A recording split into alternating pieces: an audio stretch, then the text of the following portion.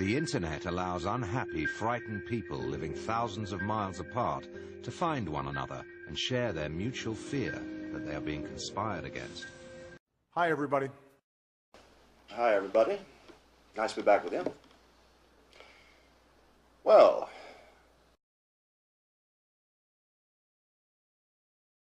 but why, some say, the moon? Why choose this as our goal? Radical ideas. We are not the only ones who know that the moon can be reached. We are not the only ones who are planning to go there. The race is on, and we'd better win it, because there is absolutely no way to stop an attack from outer space. But the most intriguing anomaly has to be the absence of the largest, most stunning object seen in space. In a sky untouched by streetlights, atmosphere, or pollution, the view of the night sky should be spectacular. But incredibly, stars appear to be missing from the Apollo photographs. When you looked up at the sky, could you actually see the stars and the solar corona in spite of the glare? We were never able to see stars from the lunar surface or on the daylight side of the moon by eye without looking through the optics. well, I completely sympathize with your negative views. I found this cover story personally embarrassing myself.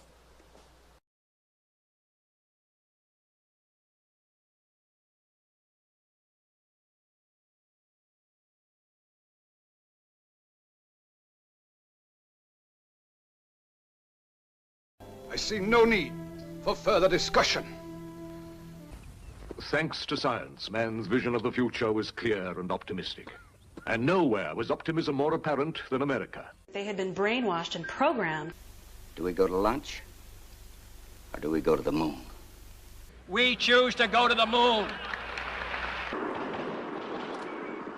It remains one of the greatest conspiracy theories of all time.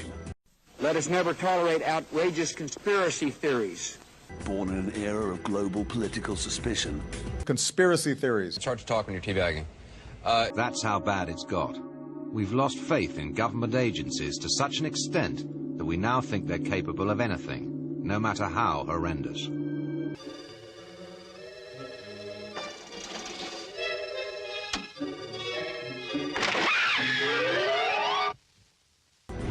Did the Apollo astronauts really land on the moon?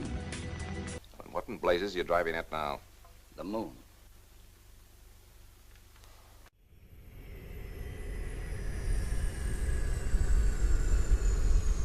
My interpretation of The Shining is that there's many levels to this film. This is like three-dimensional chess, and he's trying to tell us several stories that appear to be separate but actually are not. And he's also telling you through the changes that he made to the Stephen King novel. And this deeper story has its birth, I guess, in the idea that Stanley Kubrick was involved with faking the Apollo moon landings. In fact, I contend that 2001: Space Odyssey, in part, was a research and development project for the Apollo footage that was shot. I'm not saying we didn't go to the moon. I'm just saying that what we saw was faked, and that it was faked by Stanley Kubrick. Now, I'm sure you're all aware of the extremely grave potential for cultural shock and social disorientation.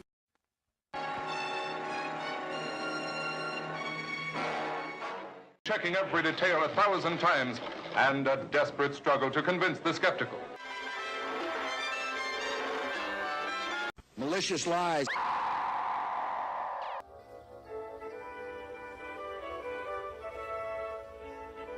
Propaganda. You're almighty right it is. Manufactured and organized with money and brains. And all is still go as we monitor our status for it. Firing command coming in now.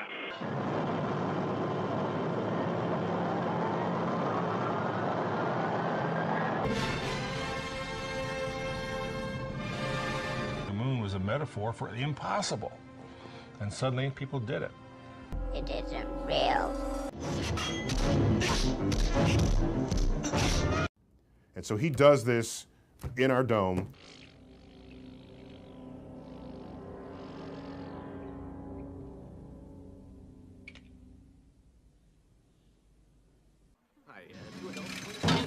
Finally, get ready for some serious moon action.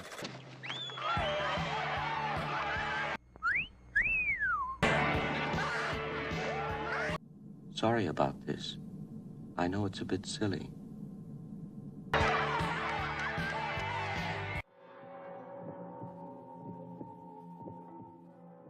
Tang. Almost as magical as Uranus.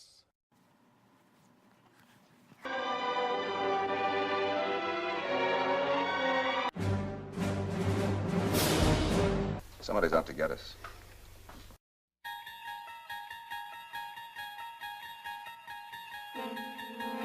And Shakma. Oh, come on. I can't waste any more time on you.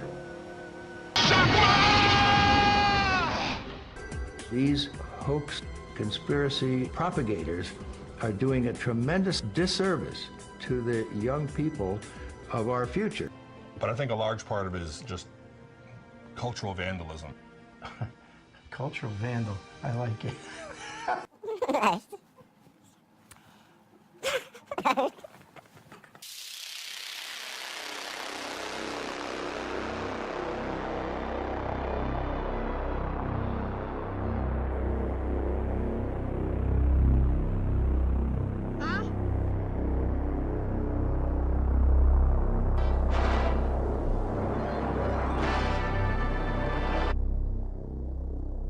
The room 237 in the film represents the moon landing stage where he worked.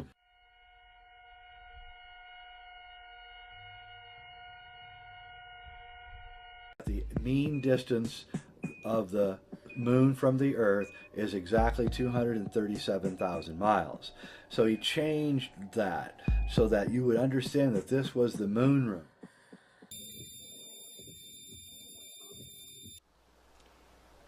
Now, I know there have been some conflicting views held by some of you.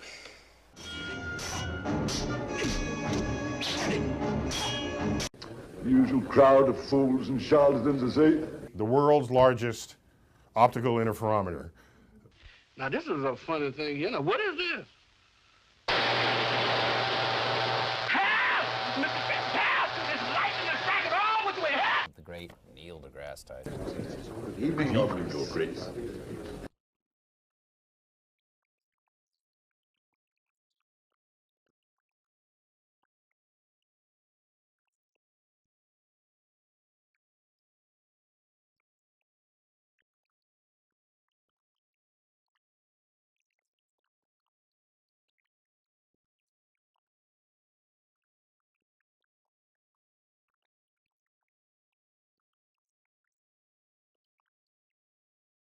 It's Tang. Got some right there. I'm not drinking Tang. Not drinking Tang? No, I'm not What? doing Tang. Okay. No. I still don't know why they wanted me to do this commercial. Tang. I'm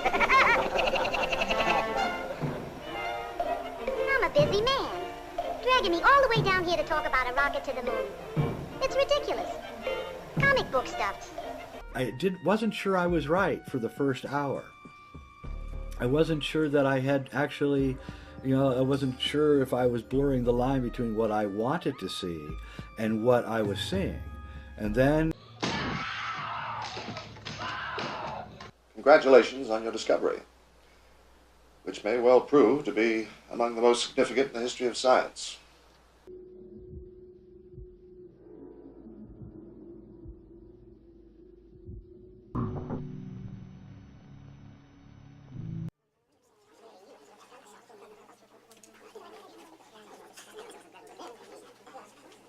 Tang. Wangle, tango, wangle, tango, wangle, tango, wangle.